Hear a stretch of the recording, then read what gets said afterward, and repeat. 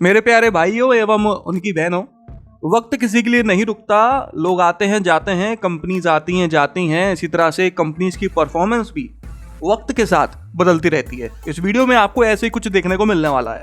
कहने को तो इंडिया दुनिया का 4th लार्जेस्ट ऑटोमोबाइल मार्केट है, लेकिन उसके बावजूद भी कई सारी कंपनीज का यहाँ पर काम करने का मन नजर नहीं आता। ना नई गाड़ियां लॉन्च करना है, ना ही एक्टिवली पार्टिसिपेट करना है मार्केट में। कुछ ही कंपनीज हैं जो बहुत जोर शोर से लगी हुई हैं खुद को नंबर 1 बनाने में।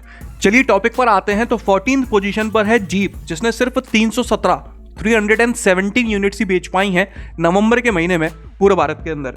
इतनी सेल्स के साथ इस कंपनी का मार्केट शेयर है मात्र 0.1% का।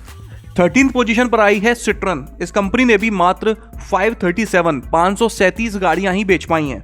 पिछले साल इसी समय पर इस कंपनी के पास प्रोडक्ट्स फिर भी कम थे। उस समय पर इसने लगभग 850 गाड़ियां बेची थी। इस बार जब प्रोडक्ट्स ज़्यादा हैं तो बिक्री और कम हो गई है। अगर मैं मार्केट शेयर की बात करूं तो इसका घटकर 0.2% मार्केट शेयर रह गया है, जो पिछले साल इसी समय पर 0.3% था। 12th पोजीशन पर आ गिरी है रेनो मोटर्स। इस कंपनी ने मात्र 2452 गाड़ियां ही बेच पाई हैं। अगर मैं पिछले साल इसी समय की बात करूं तो इस कंपनी ने लगभग 6,500 गाड़ियां बेची थी, मतलब कि डबल से भी ज़्यादा। और इस कंपनी का मार्केट शेयर था 2% का, जो घटकर 0.7% रह गया है। आज भी इस कंपनी के लगभग 3 प्रोडक्ट मार्केट में अवेलेबल हैं, जैसे कि क्विड है, ट्राइबर है, काइगर है। डस्टर आने वाली थी लेकिन 2025 के आखिर तक आ पाएगी। इतना डिले ये लोग क्यों कर रहे हैं पता नहीं। और डस्टर के आने के पहले किसी दूसरी गाड़ी के आने की खबर भी अभी तक नहीं है। तो रेनो वाले इस मार्केट को लेकर सुस्त होने वाली कोई पहली कंपनी नहीं है। इसके पहले भी कई सारी जापानीज कंपनीज हैं जो सुस्त हो चुकी हैं। मतलब रेनो जापानीज नहीं है, मैं आपको एग्जांपल दे रहा हूँ कि कई सारी जापानीज कंपनी है जो इंडिया में काम तो कर रही हैं, लेकिन बहुत धीरे धीरे कि हाँ ठीक है यार, गाड़ी बिक गई तो बिक गई, नहीं बिकी तो कोई दिक्कत नहीं है यार, बैठे रहो, बढ़िया चाय मंगाओ, पापड़ी खाओ, दिन निकालो। एक टाइम पर रेनो की गाड़ियां हर महीने 8 से 9 हज़ार बिका करती थी। इस बात का सबूत रिकॉर्ड्स हैं। और आज आप देख रहे हो इतनी गाड़ियां होने के बाद भी ऐसा नहीं है कि कोई भी गाड़ी इसकी बेकार हो। काइगर वैल्यू फॉर मनी है, ट्राइबर वैल्यू फॉर मनी है। हाँ, क्विड का जरूर मार्केट जा चुका है, लेकिन उसके बावजूद सारी गाड़ियां मिलकर 2,500 क्रॉस नहीं कर पाई। और चौंकाने वाली बात ये नहीं है, चौंकाने वाली बात तो भाई अब आएगी, क्योंकि 11th पोजीशन पर आई है निसान मोटर्स। निसान कंपनी जो है वो रेनो वालों की है। मतलब एग्जैक्टली ये कहना तो ठीक नहीं होगा, निसान आदि कंपनी जो है वो रेनो वालों की है, ये कहना एग्जैक्टली ठीक हो सकता है। ठीक है, बात जो है वो ये है कि भाई निसान की मात्र एक गाड़ी मार्केट में अवेलेबल है, मैग्नाइट। सिर्फ एक गाड़ी, और उसके ऊपर भी कोई निसान वालों ने ध्यान नहीं दिया है कि उसमें है ना कोई बहुत बड़ी अपडेट कर देते हैं, मार्केट के हिसाब से कुछ उसमें नया धासू जोड़ देते हैं, ये कर देते हैं, वो कर देते हैं। ऐसा कुछ भी नहीं करा है। बस एक गाड़ी लॉन्च होकर छोड़ दी है उन्होंने, और वो अकेली गाड़ी इतना बिक रही है कि रेनो की 3 गाड़ियों के ऊपर भारी पड़ रही है। पिछले साल इसी समय पर निसान का मार्केट शेयर था 0.7% का, और इस साल भी उतना ही है।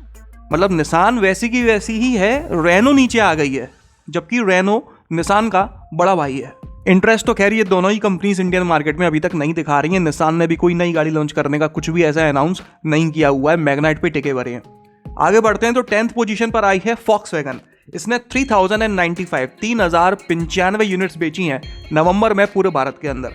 एक तरफ ये कंपनी है, इंटरेस्ट दिखाने में लगी हुई है, एक सेडान लॉन्च कर रही है एसयूवी की ग्राउंड क्लियरेंस के साथ में, ये सोचकर कि लोग बाग सेडान शायद इसलिए नहीं लेते क्योंकि इंडियन रोड्स खराब होती हैं, तो उन्होंने ग्राउंड क्लियरेंस बढ़ा दी।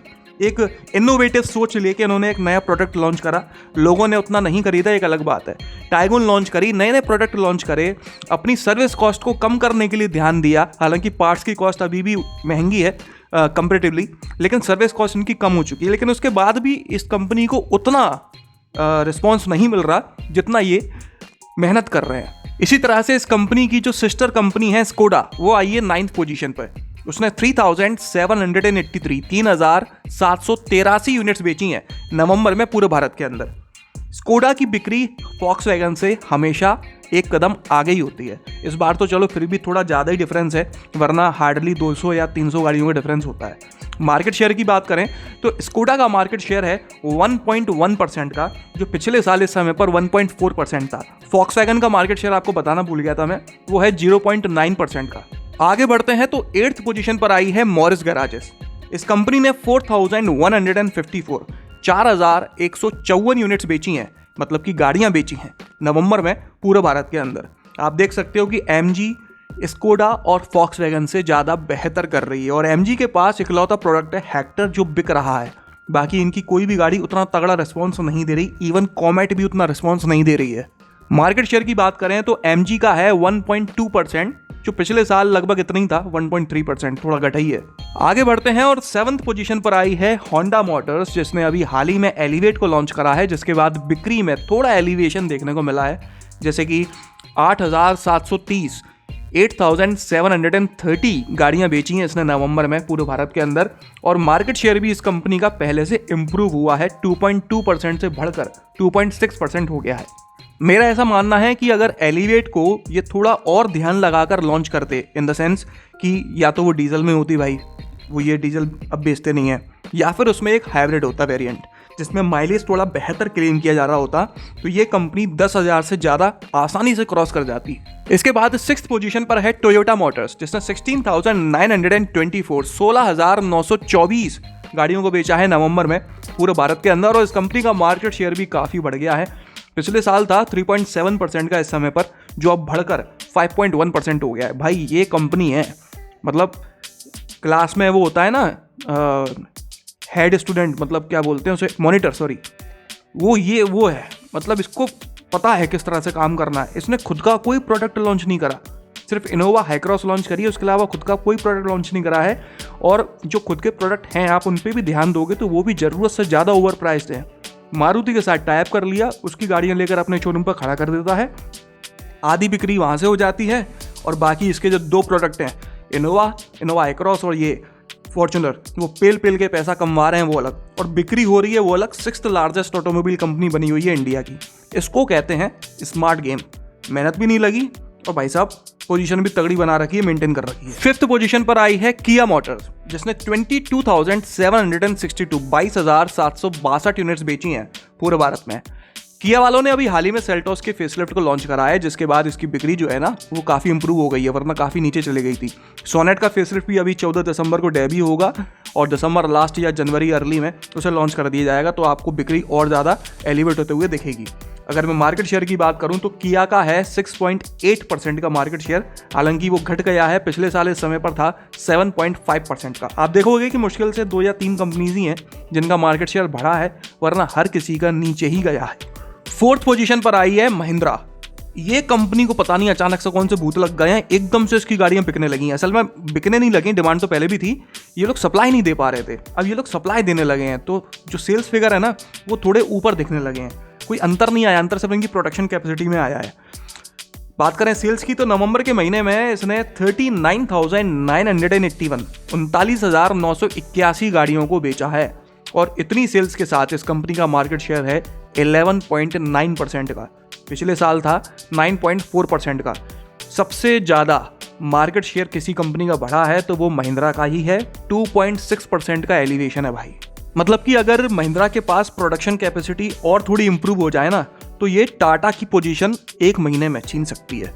बात करते हैं 3rd पोजीशन की, तो 3rd पर टाटा ही बैठी हुई है, बहुत ज़्यादा आगे नहीं है महिंद्रा से। 46,070 46,070 गाड़ियों को बेचा है इसने नवंबर में पूरे भारत के अंदर, मतलब कि 6,000 गाड़ियों का अंतर है, मात्र 6,000 की गाड़ियों का कोई खास अंतर नहीं होता। 40,000 50,000 गाड़ियाँ जिस कंपनी की बिक रही हैं उसकी किसी भी महीने 6-7 हज़ार ऊपर नीचे हो जाती हैं। इतनी बिक्री के साथ में टाटा का मार्केट शेयर है 13.8% का, पिछले साल जो था 14.3% का, तो भाई टाटा का मार्केट शेयर भी नीचे आया है और महिंद्रा का एकदम से ऊपर।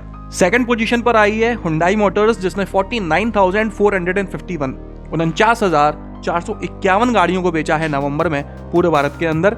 इतनी सेल्स के साथ इस कंपनी का मार्केट शेयर है 14.8% का, पिछले साल भी लगभग इतना ही था 14.9%। तो भाई हुंडई तो फुल्ली इंटरेस्टेड है इंडियन ऑटोमोबाइल मार्केट में और प्रोडक्ट लॉन्च करते हैं, समय समय पर उसको अपडेट भी करते हैं। मतलब आप अगर टॉप 6 या 7 कंपनीज जो देखोगे ना वो इंटरेस्टेड दिखती हैं और बाकी सभी कंपनीज इंटरेस्टेड नहीं दिखती।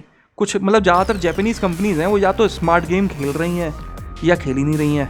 अब तो रेनो भी पता नहीं क्या हो गया है इस कंपनी को, सिट्रन के अते पता ही नहीं है, कभी भी कहीं भी भगने लगती है, सीधा हाथ दिखा के उल्टे हाथ पे भग जाती है, समझ में नहीं आता कौन सी गाड़ी लॉन्च करती है। चलो छोड़ते हैं ये सब, अब बात कर लेते हैं सबसे ज़्यादा गाड़ी बेचने वाले कंपनी के बारे में, तो वो है हमेशा की तरह मारुति।